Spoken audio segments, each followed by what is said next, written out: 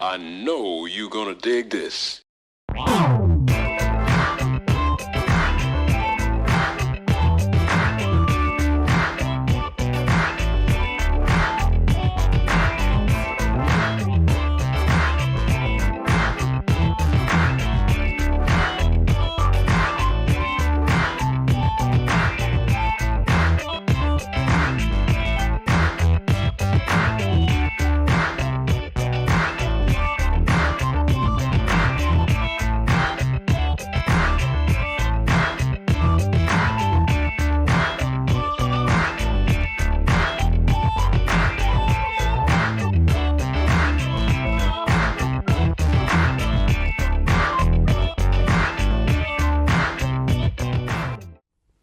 This is Stan the Man, host of the Funk Music Hall of Fame and Exhibition Center's Funk Chronicles, Talk Back, recorded live here at DATV Studios in Dayton, Ohio.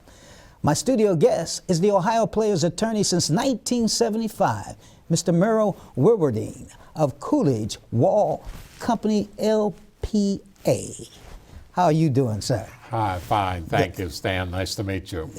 You know what, man? This is something interesting to me, to be able to get behind the scenes of some of these funk groups on exactly some of the legal aspects that they had to go through. So I'm going to just let you take off just by telling us a little bit about yourself, and then how did you meet the Ohio Players? Sure, be happy to tell you, Stan. I was practicing law, normally a corporate practice, and particularly I was working on tax litigation in the U.S. tax court, working with an accountant that I knew in town on the case. And one day, this was probably in 1975, he said to me, he says, I'd like you to meet a music group. They're in the tax court. An attorney named Bill Littlejohn's been representing them. They're in the tax court already, and but they'd really like to talk to someone who's had a lot of experience in the tax court. Would you meet with them? So I met with them. They all came to my office. Actually, 6 of the 7 came with them. Satch was not there. There was a little bit of an internal dispute at the time, so Satch wasn't with them. But the rest of them came to my office, and I met them for the very first time. And it was a memorable meeting because I don't claim to be a music person by any means, and it was really a breath of fresh air to listen to them and to introduce themselves to me and to tell me about their problems. And I agreed to take their case, and it was a big case. The Internal Revenue Service wanted $1.5 million from the corporation, and they had claims against each of the individuals. I was not representing Satch, but represented all 6 of the other ones as they dealt with their problems with the Internal Revenue Service. And that followed the typical tax litigation case. We had a petition in the tax court. You meet with counsel from the Internal Revenue Service, and you go over the evidence, and you look at both things in a tax case. You look at their sources of revenue, and in those years, the taxes in question, we're looking at 1974, 1975, 1976, which in some ways were some of their biggest years. Right. And so they were contesting that, the income, and they're also contesting all the expenses. And as you would appreciate, when you're on the road in a music group, you've got a lot of business expenses, everything from uniforms to travel to entertainment to food, lodging, all that stuff. And the Internal Revenue Service wants every I dotted and every T crossed, and music groups are probably a little bit more on the edge, but most people have trouble keeping track of all of those things. So this was a big effort to try to gather the evidence, to present with them, to talk with the Internal Revenue Service about it, the appeals officers and the tax court representatives, and we worked through a number of things. The corporation itself, frankly, did not have any assets, and that got a lot of publicity because the tax court entered a judgment against the corporation. But in each of the individuals, we worked out very satisfactory reduced amounts, significantly reduced, and then worked out a payment plan that they could live with. Excuse me.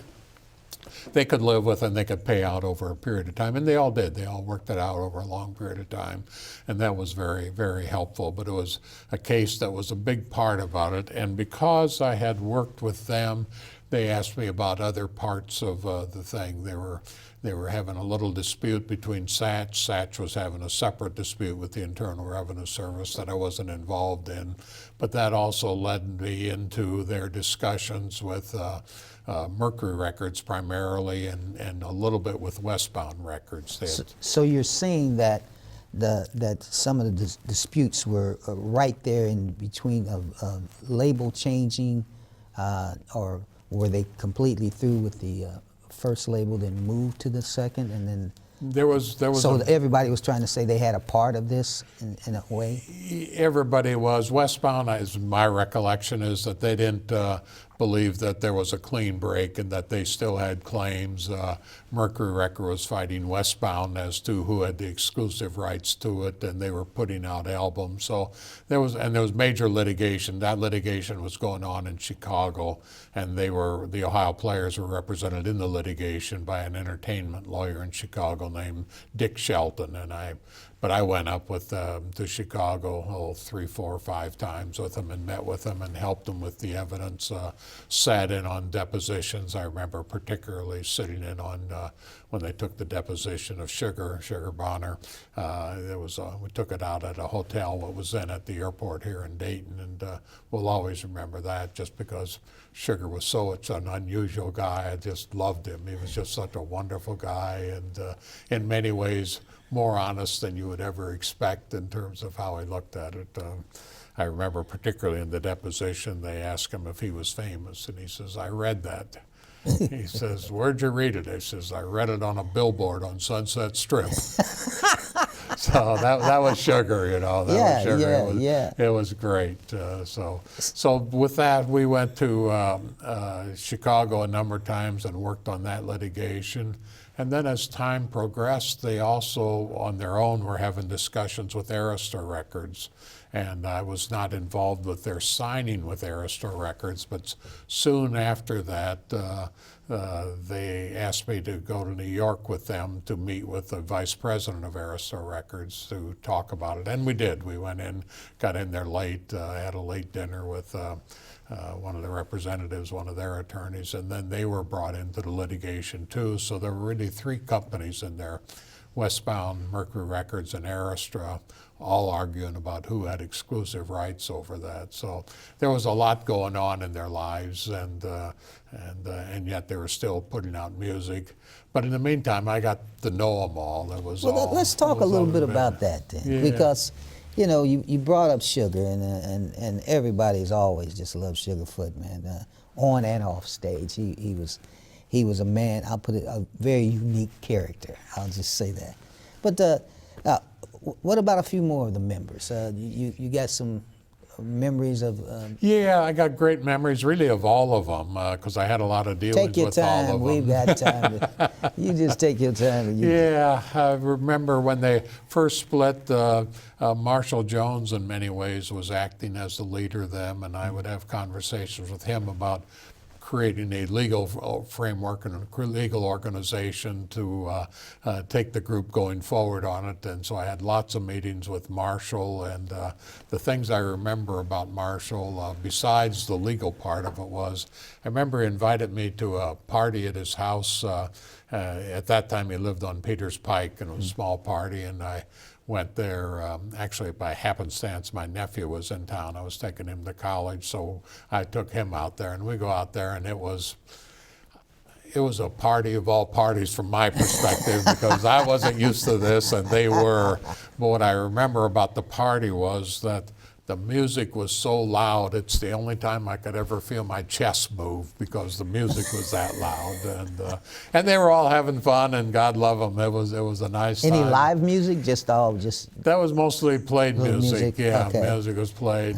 So loud, I remember the cops coming to get them quieted down at some point later in the evening. But one of the other really special times I remembered with Marshall was, a year or two later or so. He invited me to go out to that same house in the afternoon. We went out after lunch. We had lunch and then drove out there. And what I remember particularly was he took me to this bedroom in this house. Mm-hmm. And the room was painted black, but up on the ceiling he had constructed a perfect model of the solar system. And he had all the planets, and he had all the sun, and must have spent a lot of time on it because it all looked in the correct perspective, Wow. and the size of the planets was the same, and the distance of the planets was the same, and how much he enjoyed doing that. And I thought, wow, what an interesting You know thing. that took some time. That took some real time. Yes. It was spectacular, and it was just the whole room. There wasn't any furniture in the room at all, but he had just completed this solar system. It was wonderful. And then while I was there, he also showed me he was doing some other artwork, some like clay works, sculpturing type work. It was a side of Marshall that I hadn't seen before, and really appreciate it because he was such a nice man. And over the years, Marshall and I got together lots of times. Marshall was always very interested in putting out a book on it, and he would come down and talk to me. He never showed me the draft, and the honest answer is I don't know if it ever got finished. I haven't seen it out, but I know he was very interested in putting out a book on the history of the Ohio Players. He was obviously very, very proud of the role he had played over the years. Oh, he should be. And he should be. He should be. It was wonderful. So I had great experiences with Marshall over the years and really enjoyed that. Marvin Pierce, who played the horns, I like Marvin for completely different reasons.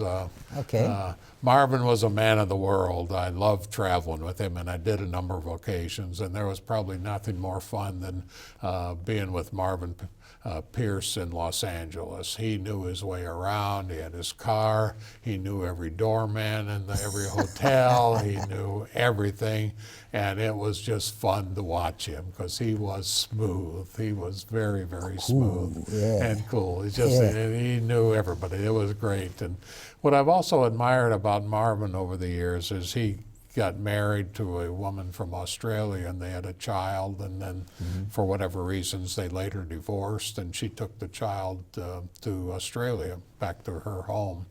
And Marvin, I think to his credit, and I've seen him a couple of times since then, he moved to Australia, and he's been living in Australia now probably for 20 years to raise his son, and his son is now with him in his business practices that he's built up there. Marvin was a smart guy, very smooth guy. He's come back to the U.S. from time to time, and I met him a couple of times when he came back.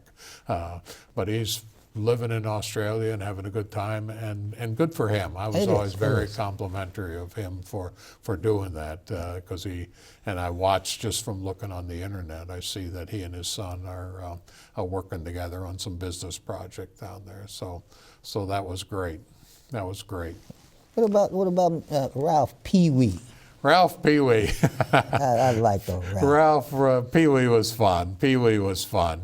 He was, for me, I'm basically a big guy. And Pee Wee, they call him Pee Wee for a reason. He was small. He was small, but he had such a nice sense of humor. And I remember when we were working on the tax case, he would come down to my office, and he was dressed to the nines. He had this gray sharkskin suit with a bowler hat, and had a fancy briefcase with his I'll call it a pile of receipts and evidence for it. But he was a fun guy. I enjoyed Pee Wee very, very much. Just a fun guy. So Pee Wee was great. Pee Wee was great.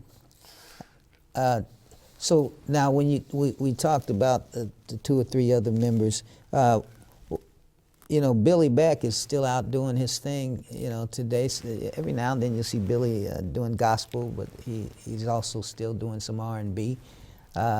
Did you and Billy get to know each other a little bit? Yeah, I knew Billy very well. He lived in over by Akron, out in northeast Ohio, so he wasn't as close to the rest of them, but I had a number of dealings with him, always liked him. I remember once the Ohio Players played at the Fraze Pavilion in Kettering, and they saw me in the audience and brought me back, and he had his whole family in the back, and I met with his family. And then just recently, just a few months ago, the black elected officials had a big gala, and they honored the Ohio Players, and Diamond and Billy Beck were there, and I met his wife was there and chatted with him for a while, and it was good to see Billy.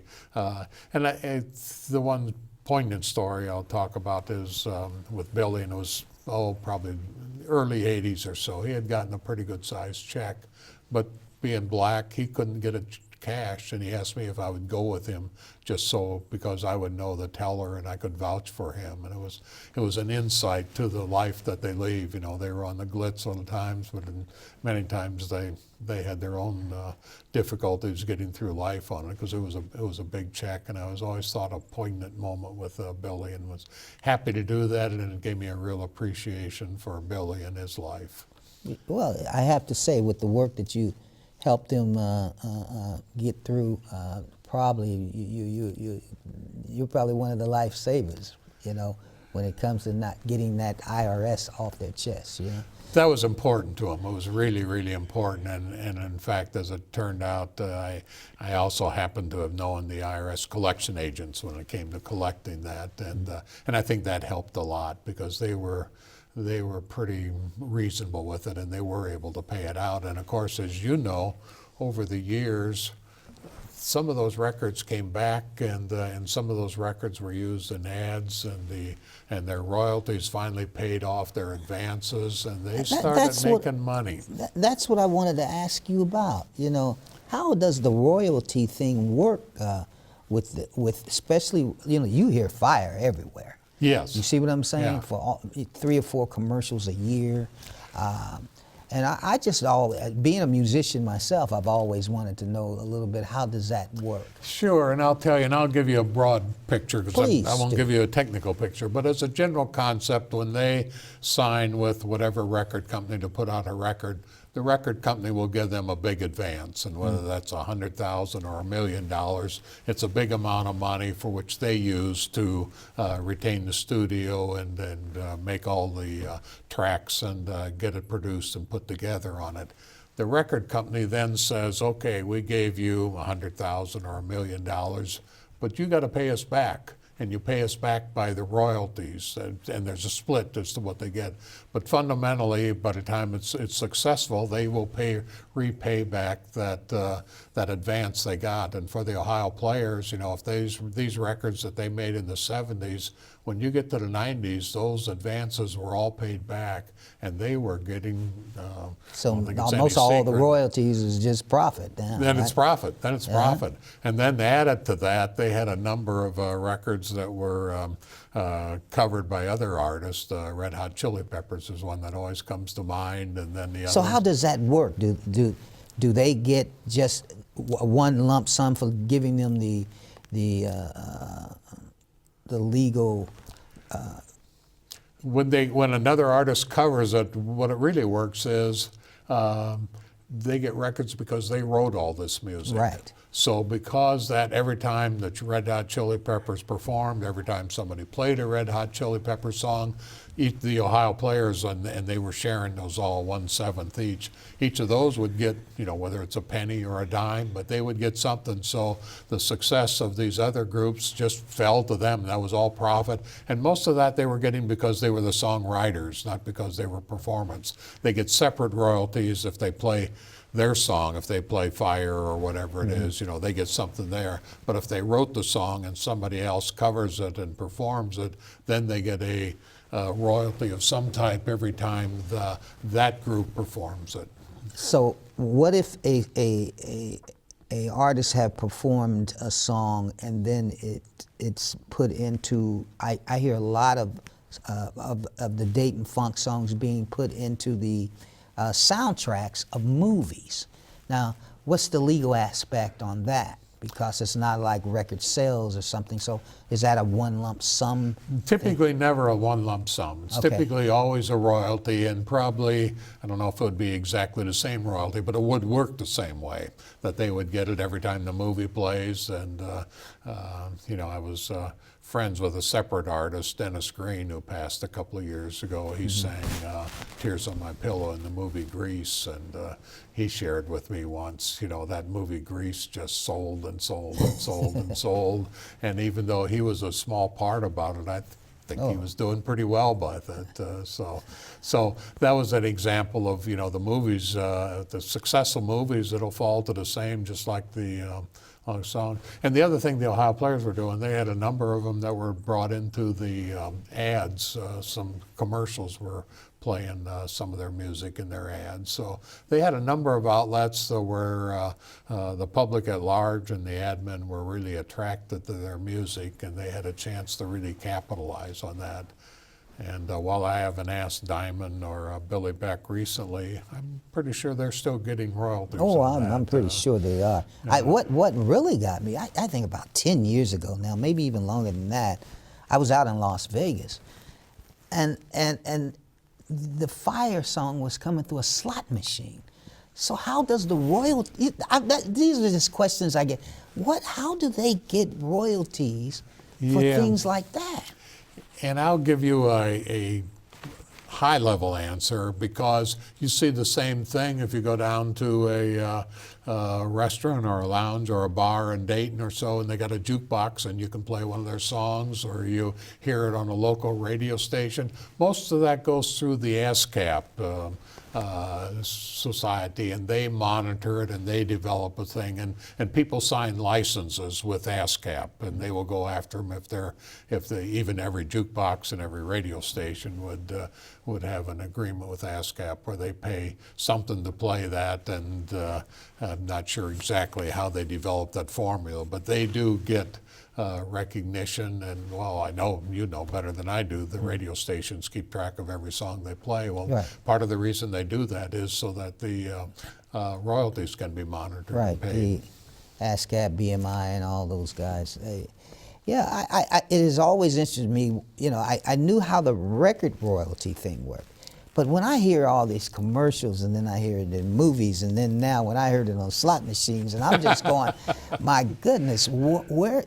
I know they're getting paid, but I don't know how. Yeah, you know? and the slot machines is a good one, but in general it's the same concept. It's just a lot more complicated as to how they develop it, but they clearly continue to derive royalties and do very well. The other thing about the Ohio Players is they always did very well in Europe and in Asia. In Japan, they were very popular. Yes, they were. So talk a little bit about Sugar, and Sugar in many ways was my favorite. You know, Sugar. Would you please? Yeah, Sugar was wonderful, and part of the reasons we were always close, or he always felt close to me, is our birthdays were about 6 days apart, and I think we were probably a year apart in age. But we were both Pisces, and Sugar loved that. He was big on the signs of it, but that was always, we would bring that up every time we ever talked about that. He and I were both Pisces, and we shared with that. And I remember talking with him. I was in Los Angeles with the Ohio Players probably 3 or 4 times, and one time I'm sitting with him in a hotel room, and we were on Sunset Strip in the Continental Hyatt Hotel right across the street from the Comedy Store. And as Sugar always remarked, that he says, we always stay here. We always called it the Hyatt Riot House. We always called it the Riot House. But it was a long afternoon, and I was talking to him, and he was just sort of telling me, you know, some of the other parts about being on the road. You know, he says, we're out there singing every night. He says, the days are very lonely. You know, he says, you wonder about people who claim that musicians do drugs or do this, that, and the other. And he says, you have no idea how lonely it is in the hotels during the daytime. You know, the nights obviously are exciting and wonderful, he says, but it gave me a real insight on Sugar as to what it is. One of the other things I'll talk about Sugar is he had a married to Karen Douglas, and they had a child named Kiera. And Kiera was the love of his life. And most recently, Kiera went to Clemson and graduated. And Sugar told me, as proud as I've ever seen him, that he was at graduation and watched his daughter walk down the aisle to get her college diploma from Clemson. It was a really touching moment for me. So. Well, I can tell that they really respected you. Tell me a little bit about this picture right here. Sure. This picture here is I was taken a little over 10, 12 years ago. They were inducted into the Dayton Walk of Fame out in the Wright Dunbar district on West 3rd, and they have a big ceremony there, and they invited me to that, and afterwards they asked me if I'd be in the picture there. So that's me with Diamond and Sugar and Billy Beck and the other guy whose name I don't remember right now, but Billy Beck, and those were the three regulars in there, and Sugar was just classic. He was just classic, just a wonderful guy. Just enjoyed him. As I mentioned before we went on the air, I was actually with Sugar the day he died, and spent a lot of time with him. He was out at hospice and was fighting cancer, and it was a tough time, but just had some very good conversations with him about his look on life and love and philosophy. So very rewarding for me, and I really appreciate the opportunity. And I tell you, with albums like this, that you have their signature. And you said, tell me a little bit about this. Sure, that album, particularly the Honey album, which in many ways was their most famous album cover. There were lots of rumors attending to it, but I always heard they were nominated for a Grammy for it. And so in many ways, it's their most iconic album and album cover. And what I have special pride about that is I have all 7 of them signed that album, all 7 signatures. I had only been with Satch a couple of times because they were at odds with my earlier times, but later he and Marshall came into my office to talk about something, and I asked him if he would sign it. So I'm especially proud of the Honey album because I've got all 7 signatures on them. Because they made sure that they, just like this right here, the Mr. Mean. Mr. Mean. I tell you, this was a soundtrack album, man, and it's something that people just still talks about this group, and a great photograph, and I love Sugar's hairdo, particularly in that one. It was just great. He was great. I tell you, But you know that the Dayton Funk Music Hall of Fame and Exhibition Center here in Dayton, Ohio, where we're trying to keep this legacy alive, and David Webb and his team of good people. I just wanted your input, a little bit of your input on this. Sure, and you're right about David Webb. He's doing a wonderful job, and it's extremely important. You know, Dayton truly is the funk capital of the world, and it's a wonderful opportunity to preserve it. David has worked very hard. I'm very excited about the Funk Center. I know coming up in September, there's going to be a formal induction of a number of musicians and groups into the induction center. There's a whole weekend symposium at the University of Dayton that weekend with Sharon Grotto doing it, and just a wonderful opportunity, and I'm hopeful that we get a good space downtown. It's something that the city, as a group, as the city, should really be behind to make sure that there's a special place for the Funk Museum. It's really a great opportunity to preserve something that's unique to Dayton. And with people like you here in our city, who can, I'll say this nicely, who will at least try their best to keep these Dayton musicians in line, because this is still a business. And this is the main thing that I want all the younger musicians to listen to you today on how they need to make sure that their business, that their paperwork, that their is just kept up into a way to where maybe tax problems will not come about. Can you explain a little bit about that? Sure, be happy to. And I'm glad you brought that up, because that's incredibly important. And the one thing I really saw as I look back and spent the time with them, obviously taxes are important, but the other things that are important are too is making sure you have an understanding with the group as to what the legal ramifications of that are, who's in charge, who's entitled to what, and I understand how that happens, because 3, 4, 5 people get together, they enjoy the music, and all at once they start getting successful, and they haven't really sat down and said we ought to do it. But the one point I will really push, because I saw so much of it, is there are so many people in that industry who would take your money. and run. A lot of promoters, a lot of so-called managers. The most difficult part, and the part I would push the most, is for people to find someone that they know is honest, know from recommendations from other people, from other experience, because I've really seen a lot of what I would call bad actors that are in the promotion business, that are in the marketing business. They all want to claim a bunch of your royalties. They all want to claim a bunch of fees, and they all want to get a piece of whatever you do. Everybody want to get a piece of the action, especially when you're on the level that they were on. And they had a lot of people after them to get a part of it, and that's really and I think it's true of the general music businesses. There are a lot of people that are susceptible to that. Certainly they had their times when they were really struggling with people that didn't treat them as well as they deserved to be treated. So the good news is, and I give great credit to Diamond Williams now, who's managing the Ohio Players on the Road. Very, very successful. Diamond's a smart guy, and he does a great job on that, and he's got a real feel. Well, he's been in the business now 40 years or so, so he really knows the business and can manage it himself, and does a great job. I'm a big fan of Diamond's. Did a lot of things with Diamond over the years, and he's really done a good job. He does. And the Ohio Players band he has out now is they're just still cooking, man. They're still cooking. I've seen them play from time to time yet, and Diamond's such a showman himself. You know, when I go to it and watch it now, you know, I sort of focus because I know him so well and know the rest of them so well that I just sort of think, wow, this is really something to see, because I know him backstage and I know him on the street and in the office, but to watch him perform, it gives me a real appreciation of his talent, and something I enjoy.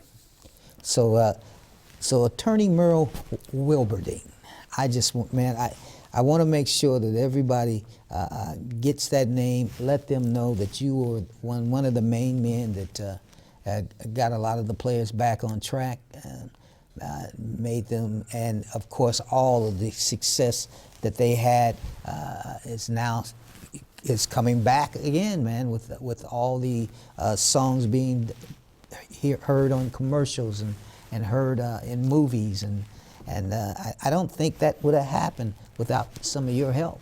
Well, I hope I played a very small part about it. I can't underestimate their talent because it's really, really good. But I'm really happy for them. As I got to know them well over the years, I thought these are people that deserve to be successful, and so I'm very happy at their success and their longevity. Well, I'm telling you, as we sit here and we look at some of these memorabilia that you have. That particular one, the Ohio Players, that's their Tenderness album, and I always liked that because they were kind enough to put my name and a note of thanks on the back of the cover. So so you're in print. So that's right. That's right. I don't get any royalties, but it's very, very nice. So. And this album, that was their first album with Arista Records, and that's interesting for a number of things. They signed with Arista Records, and as everybody knows, Arista Records was headed by Clive Davis, the record mogul of all times. Major, major factor, and they hadn't met him first, and they wanted to meet him in part because he had signed them and they hadn't met him, and two, the tax court cases were still pending out there. So they and Clive invited them to meet with Clive in Los Angeles, and they asked me to go with them. So I went and with I see this. And so we went out. There was Marshall Jones and Marvin Pierce and I went to meet Clive. We met at the Beverly Hills Hotel, and Clive had his gigantic suite at the Beverly Hills Hotel, and I read later that he spends 2 weeks a month every year there, and the rest in New York. And the one part about it was, I'm a lawyer. I get ready, and we had it set at 2 o'clock on such and such a day, and I've got a three-piece vest suit on in gray, and I'm dressed to the nines, and Marshall comes out and he's wearing coveralls, and Marvin, I thought, oh yeah, I should have figured this out. These guys are musicians, but we met with Clive Davis, and he asked me about They explained the tax case and where it was going. He talked about them. And then Clive gave me the copy of his book, Inside the Record Business, and he gave us all a copy of his book and inscribed it. So it's always a special connection, and now I see Clive at all the Grammy Awards and continues to be the major guy. I have one more that connection. I want to show, because this is, you can explain this one a little better. The shadow. Sure, that's the album Shadow, Love Light. And Shadow was a group that split off for a while from the Ohio Players in the early 80s and included Diamond Williams and his brother Kenny Williams. And I met with them a number of times as they were getting that album started. They were both kind enough to sign that album for me. And of course, as we know, Kenny died recently, and the services are for him. He was a wonderful guy, and I think the whole group, the Ohio Players fan group, Miss Kenny, was a wonderful guy. But for me, that's another special memory and connection. Well, Mr. Wilberding, I tell you, this has been a very, very interesting show and very informative. And that's the thing that I wanted our viewers to be able to see some of the behind the scenes that has to be taking place, and definitely make sure that you take care of your business. You know? Well, thank you, Stan. I really appreciate the opportunity. I'm happy to talk about them because I've really enjoyed and appreciated and respected and their success. Happy for that, and I'm happy to contribute a little part where I could. And again, thank you so much. Okay. Appreciate Thanks, you, Stan. Stan. This is Stan the Man, the host of the Funk Music Hall of Fame and Exhibition Center's award-winning show, Funk Chronicles. Talk back. Until next time, keep it funky.